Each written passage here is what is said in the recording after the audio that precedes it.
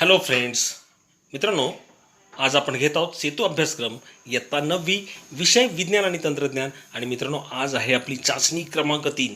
मित्रांनो, या चॅनलवर नवीन असाल चॅनल सबस्क्राईब करा, व्हिडिओ आवडल्यास लाईक व शेअर देखील तुमच्या मित्रांना करा. चला मित्रांनो, सुरुवात करूया. इयत्ता 9वी विषय विज्ञान आणि तंत्रज्ञान चाचणी क्रमांक 3. चाचणी क्रमांक 3 इयत्ता 9वी विषय आहे विज्ञान आणि तंत्रज्ञान. मित्रांनो, या विषयाची चाचणी क्रमांक 3 जी ती आपण घेत आहोत. गुण आहे 30, वेळ आहे 1 तास. काही सूचना आहेत मित्रांनो, त्या तुम्ही वाचणं आवश्यक आहे, त्या तुम्ही नक्कीच वाचा. प्रश्न पहिला अ नेमका काय मित्रांनो? प्रश्न पहिला अ, सहसंबंध ओळखून जोडी पूर्ण करा. आता मित्रांनो, सहसंबंध ओळखायचा आहे. अमिबा आणि प्रोटिस्ट आपल्याला दिला आहे. अर्थात मित्रांनो, अमिबा जो आहे तो आपल्याला माहीत आहे, तो प्रोटिस्टस सृष्टीमध्ये येतो. जीवाणू कोणत्या सृष्टीत येतात? तर मित्रांनो, जीवाणू येतात मोनेरा या सृष्टीमध्ये. त्यामुळे तुम्ही उत्तर जे लिहिणार आहात मित्रांनो, ते इथे लिहिणार आहात मोनेरा. ओके फ्रेंड्स, पुढे बघूया. दुसरं, होकायंत्र सूचीचुंबक म्हणजेच काय? होकायंत्रात मध्ये सूचीचुंबकाचा वापर होतो. तर मित्रांनो, दारावरची बेल इथे कोणत्या चुंबकाचा वापर होईल? तर अर्थात मित्रांनो, याचं उत्तर असणार आहे तर विद्युत चुंबक. लिहू शकाल तुम्ही तिथे विद्युत चुंबक जे ते मित्रांनो तुम्ही या ठिकाणी भरायचं आहे. प्रश्न पहिला ब, पुढील आकृत्या पाहून रेणूंमधील रासायनिक बंधाचा प्रकार कोणता ते लिहा. आता मित्रांनो, पहिली आकृती जर तुम्ही बघितली तर इथे बघा, हायड्रोजनचे 2 अणू जे आहेत यांचा थोडक्यात रासायनिक बंध झाला आहे. तो नेमका हा कोणता बंध आहे? तर मित्रांनो, आपल्याला सांगता येईल हा सहसंयोज बंध आहे. कारण की 2 सारखे अणू ज्यावेळेस संयोग पावतात त्यावेळेस मित्रांनो त्यामध्ये सहसंयोज बंध निर्माण होतो. त्यामुळे पहिल्याचे उत्तर असेल मित्रांनो सहसंयोज बंध. पुढे आहे मित्रांनो दुसरा, तिथे सोडियम आणि क्लोराईड दिला आहे. म्हणजे सोडियम क्लोराईडचा रेणू मित्रांनो हा तयार होणार आहे. म्हणून मित्रांनो, हा जो बंध आहे तो आहे आयनिक बंध. त्यामुळे तुम्ही मित्रांनो याचं उत्तर तुम्ही लिहिणार आयनिक बंध. प्रश्न दुसरा, शास्त्रीय कारणे लिहा. त्यामध्ये पहिले, कॅलिडोस्कोपमध्ये नक्षीदार रचना तयार होतात. मित्रांनो, कॅलिडोस्कोपमध्ये 3 समान आयताकृती आरसे वापरतात. त्रिकोणी स्वरूपात ते चिटकवतात. त्यामुळे या तिन्ही आरशात झालेल्या परावर्तनामुळे त्यात टाकलेले काचेचे 4-5 वेगवेगळ्या रंगांचे तुकडे आपली असंख्य प्रतिमा तयार करतात. म्हणूनच कॅलिडोस्कोपमध्ये नक्षीदार रचना तयार होतात. मित्रांनो, अशा पद्धतीने याचं उत्तर जे तुम्ही लिहू शकाल. मित्रांनो, तुम्ही पॉज करून सुद्धा हे उत्तर तुम्ही तुमच्या फुलस्केपवर लिहू शकाल. त्यामुळे व्हिडिओला पॉज करा जर तुम्ही मागे पडत असाल तर, आणि त्या पद्धतीने ते उत्तर लिहा. प्रश्न दुसरा, शास्त्रीय कारणे. त्यामध्ये मित्रांनो दुसरं जे आहे ते आपण बघूया. सर्दी झाली असता शिंकताना नाकासमोर हात रुमाल धरावा. सर्दी हा संसर्गजन्य रोग आहे. हा रोग विषाणूजन्य रोग आहे. सर्दी झाली असताना शिंकल्यास सर्दीचे जे विषाणू आहेत हे हवेत फिस्कारले जातात. त्यामुळे इतर लोकांनाही त्याची लागण होऊ शकते. त्यामुळे मित्रांनो, सर्दी झाली असता शिंकताना नेहमी नाकासमोर हात रुमाल धरावा. तिसरा, खालील आकृतीवरून विचारलेल्या प्रश्नांची उत्तरे लिहा. मित्रांनो, ही जी आकृती दिली आहे तिचं निरीक्षण करा. त्यामध्ये नेमकं तुम्हाला काय दिसतंय ते पाहून आपल्याला मित्रांनो उत्तरं जे ती याची लिहायची आहेत. त्यामुळे मित्रांनो, एकदा पुन्हा तुम्ही त्या आकृतीचं जे ते निरीक्षण करा आणि आपल्याला विचारलेल्या प्रश्नांची उत्तरं जे आहेत ती आपण लिहिणार आहोत. आता मित्रांनो, आकृतीने दिसतं काय? तर इंधनाचं ज्वलन झालं आहे, नाही का? त्याचप्रमाणे मित्रांनो इथे बघा, SO2 दिला आहे, NO2 दिला आहे, CO2 दिला आहे.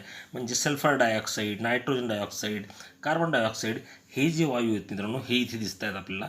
त्यांचे ऑक्साईड आहेत आणि मित्रांनो आम्ल तयार होते आणि त्यापासून मग आम्लवर्षा पडते. अशा पद्धतीचं आपल्याला मित्रांनो चित्र दिलेलं आहे.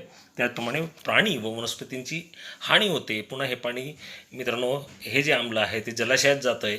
म्हणजे अर्थात तिथल्या प्राण्यांवर सुद्धा याचा परिणाम होणार आहे. मित्रांनो, यावरून आता आपल्याला उत्तर लिहायची. सुरुवात करूया.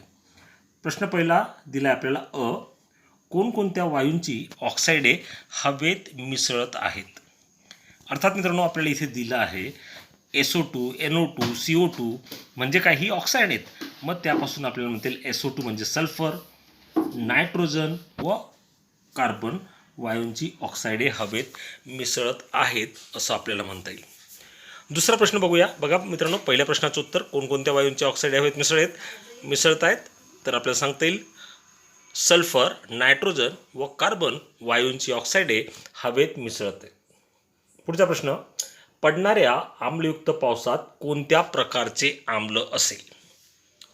सल्फर व नायट्रोजनची ऑक्साईड वातावरणात असल्यामुळे ती पावसाच्या पाण्यात मिसळून व त्यापासून सल्फ्युरिक आम्ल, नायट्रिक आम्ल, नायट्रस आम्ल तयार होतील व हीच आम्ल आम्लयुक्त पावसात असतील. मग मित्रांनो, तुमच्या लक्षात आलं असेल सल्फ्युरिक आम्ल, नायट्रिक आम्ल आणि नायट्रस आम्ल ही आम्ल या पावसामध्ये असतील. आय होप मित्रांनो तुम्हाला हा प्रश्नही कळाला असेल. मित्रांनो, आपण पुढचा प्रश्न बघूया. आम्लवर्षेचा होणारा परिणाम सांगा. आता मित्रांनो, आम्लवर्षा झाली तर नेमके काय परिणाम होतात ते आपण बघूया. पहिला परिणाम होणार मित्रांनो, मृदेची म्हणजेच काय मातीची व जलाशयांची आम्लता वाढते. दुसरा परिणाम सांगता येईल मासे, जलीय जीव इत्यादींची हानी होते. तिसरा आपल्याला सांगता येईल मित्रांनो, वनस्पती, झाडे आणि जंगलातील जीवनाची सुद्धा काय होते मित्रांनो, हानी होते. इमारती असतील, चौथा परिणाम बघतो मित्रांनो आपण. इमारती, पुतळे, ऐतिहासिक वास्तू, पूल, धातूंच्या मूर्ती आणि तारांची कुंपणे यांचं क्षरण होतं. कारण की मित्रांनो हे धातूपासून तयार झालं असतं आणि या आम्लवर्षेमुळे यांचं क्षरण होताना आपल्याला दिसतं. हा तिसरा पॉईंट झाला. चौथा, शेती आणि शेत जमिनीवर सुद्धा मित्रांनो याचा विपरीत परिणाम होतो. असे एकूण तुम्हाला 4-5 परिणाम जे ते मित्रांनो सहजपणे लिहिता येतील आणि ते तुम्ही लिहाल. आय होप मित्रांनो तुम्हाला हे कळाले असतील. पुढे बघूया आपण. पुढचा प्रश्न काय, तर मित्रांनो अशा प्रकारचे प्रदूषण टाळण्यासाठी तुम्ही काय कराल? तर बघूया. आता मित्रांनो, प्रदूषण टाळायचं आहे तर काय करणार? तर पहिला उंच धुरड्यांची योजना करून प्रदूषणाची तीव्रता कमी करता येईल ती करणार. उंच धुरड्यांची योजना करून प्रदूषणाची जी तीव्रता आहे मित्रांनो ही कमी करू. दुसरं, सुधारित उपकरणांचा वापर करू जेणेकरून मित्रांनो प्रदूषण कमी प्रमाणात होईल. तिसरं आपल्याला सांगता येईल मित्रांनो डस्ट कलेक्टर, गाळणी यंत्र, वेट स्क्रब विरोधक यंत्रणा अशा प्रदूषित नियंत्रित करणाऱ्या साधनांचा वापर करू. म्हणजे सुधारित साधनं ज्यापासून कमीत कमी प्रदूषण होईल अशा साधनांचा वापर करू. आणि सर्वात महत्त्वाचं मित्रांनो, झाडांची संख्या वाढवू. वृक्षारोपण कार्यक्रम जो आहे तो हाती घेऊ. अशा पद्धतीचे आपण उपाय योजले तर मित्रांनो प्रदूषण जे ते थोडं टाळता येऊ शकतं. आय होप मित्रांनो तुम्ही याचंही उत्तर व्यवस्थित लिहिलं असेल. पुढचा प्रश्न बघूया. प्रश्न चौथा, खालील ओघ तक्ता पूर्ण करा. मित्रांनो, ओघ तक्ता आपल्याला दिला आहे तो आपल्याला पूर्ण करायचा आहे नाही का. थोडक्यात मित्रांनो हे काय आहे तर सूक्ष्मजीवांचं वर्गीकरण जे आहे ना त्याचा हा तक्ता आहे. तर मित्रांनो सूक्ष्मजीव इथे लिहिलेत आधी केंद्रकी. मग मित्रांनो या तक्त्यामध्ये किंवा या चौकटीमध्ये काय येईल तर या चौकटीमधील मित्रांनो दृश्य केंद्रकी. इथे लिहा दृश्य केंद्रकी. आता मित्रांनो आधी केंद्रकी जे आहेत ते कोणते सूक्ष्मजीव आहेत त्याचा प्रकार इथे लिहावा लागेल. कारण की इकडे आदिजीव लिहिला आहे त्यामुळे मित्रांनो इथे येणार जीवाणू हा आधी केंद्रकीमध्ये मोडतो. त्याचप्रमाणे मित्रांनो हा आदिजीव जो आहे तो दृश्य केंद्रकीमध्ये. मग दुसरा सुद्धा एक आहे तो म्हणजे इथे येणार कवके. आणि मित्रांनो इथे येणार शेवटी शैवाले. अशा पद्धतीने मित्रांनो ही चौकट जी तुम्ही पूर्ण करायची ओघ तक्ता जो आहे तो पूर्ण करायचा आहे. 2 मार्काला आहे मित्रांनो त्यामुळे हे तुम्हाला सहज मिळतील. अशा पद्धतीने तुम्ही ते भरू शकता. पुढे बघूया मित्रांनो प्रश्न जो आहे पुढचा प्रश्न 5वा प्रश्न आहे तो आपण बघूया. काय दिला आहे तो, खालील आकृतींना चौकटीत चुकीची नावे दिली आहेत ती दुरुस्त करा. आता मित्रांनो ती नावं काय दिलीत बघा. ही आकृती आधी तुम्ही अभ्यासून घ्या.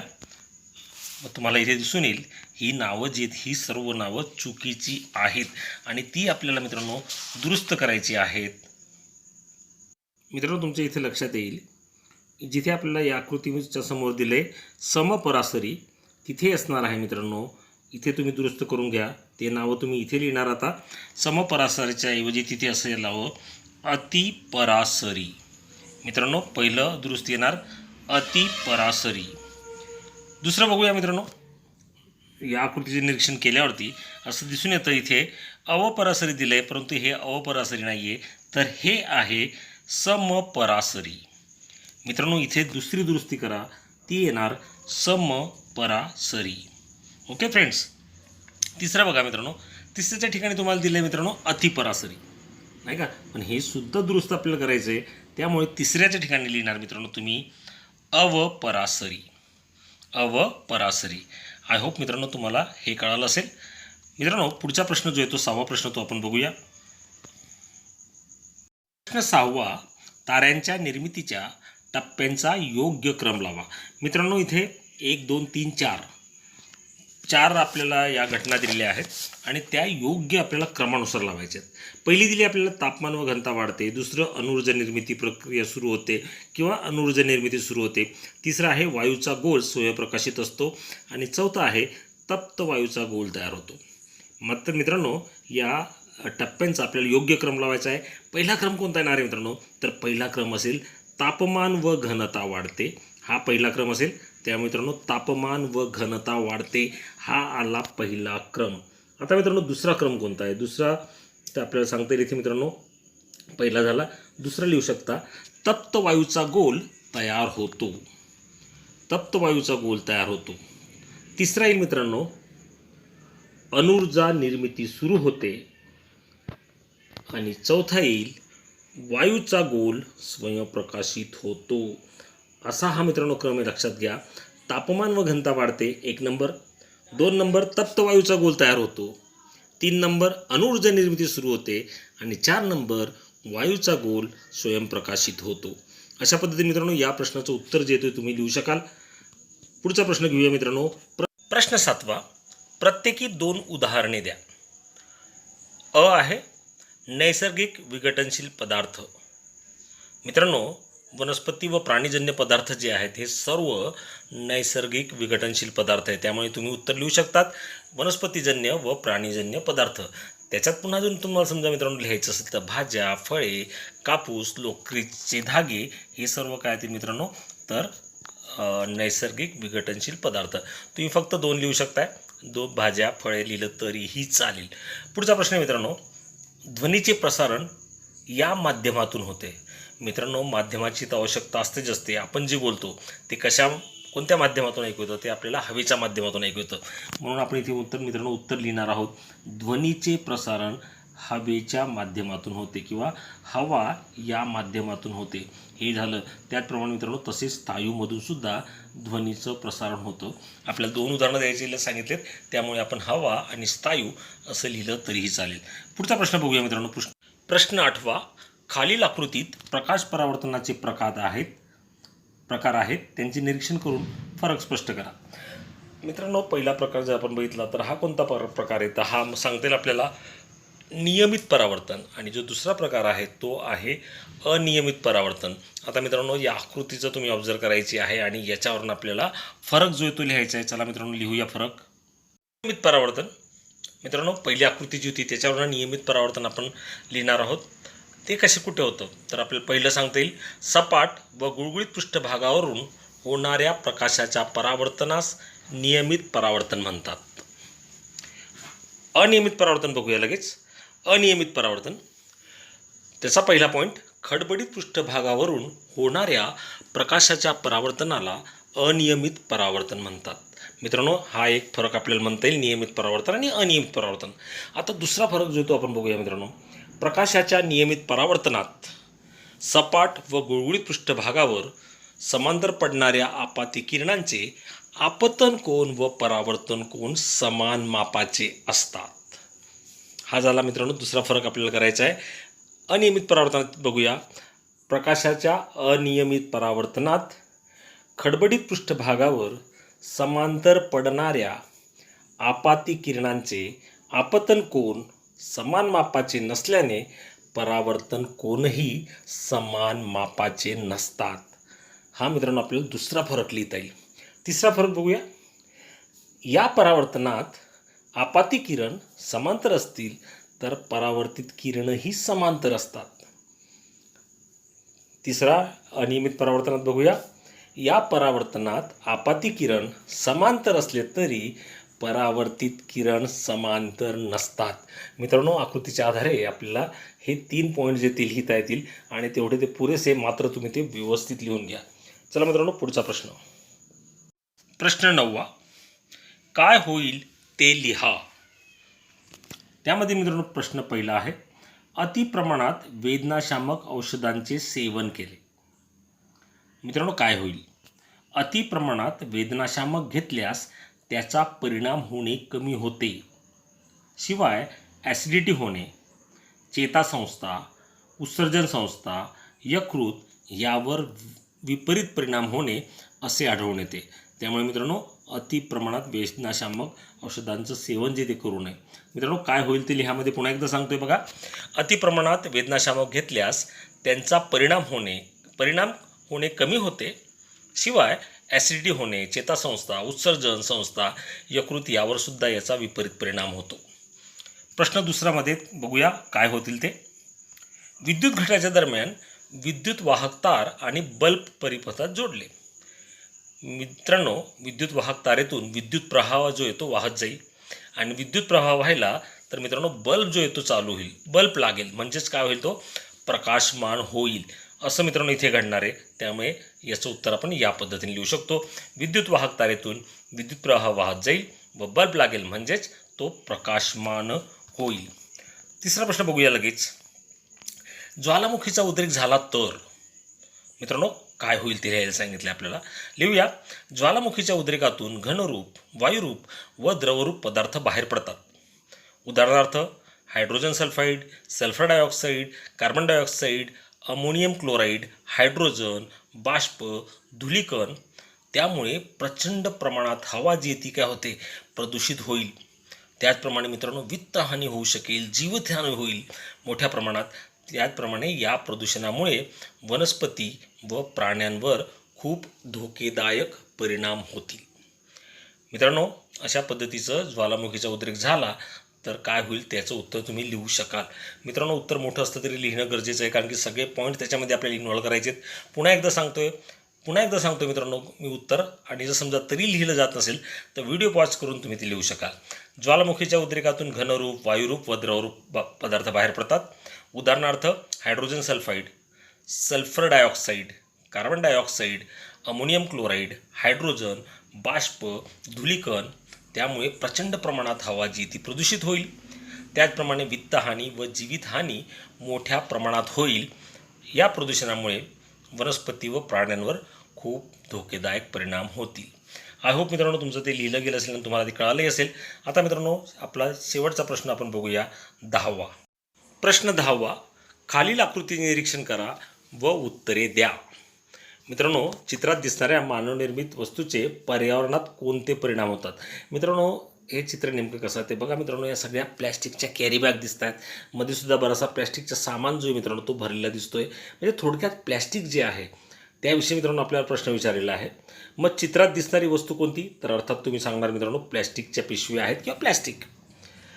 मग याचा पर्यावरणावर कोणते परिणाम होतात. पर्यावरणामध्ये मित्रांनो आपण सगळे येतो नाही का.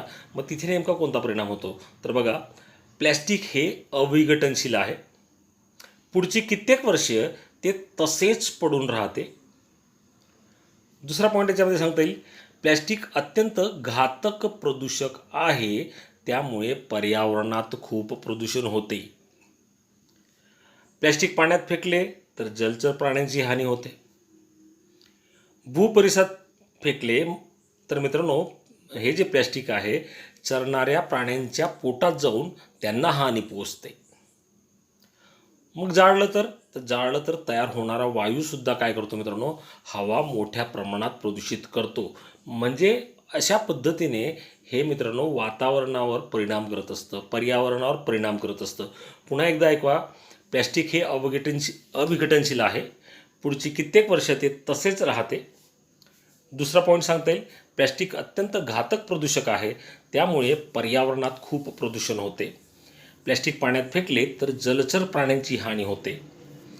भूपरिसरात फेकलेले प्लॅस्टिक चरणाऱ्या प्राण्यांच्या पोटात जाऊन त्यांनासुद्धा हानी पोहोचते. आणि जाळले तर तयार होणारा वायू हा हवा प्रदूषित करतो. मग मित्रांनो हे झाले परिणाम. आता पुढचा प्रश्न त्याच्यावरच आपल्याला विचारला आहे ते परिणाम टाळण्यासाठी कोणते उपाय अंमलात आणणे आवश्यक आहे. तर मित्रांनो सर्वात आधी आपल्याला पहिला मुद्दा म्हणजे तो प्लॅस्टिकचा वापर कमीत कमी करावा.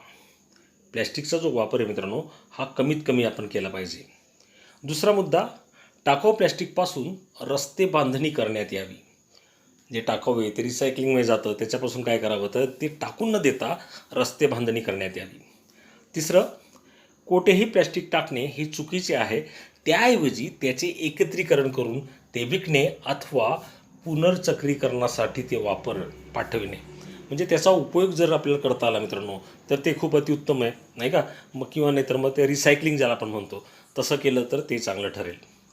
चौथा मुद्दा बघूया.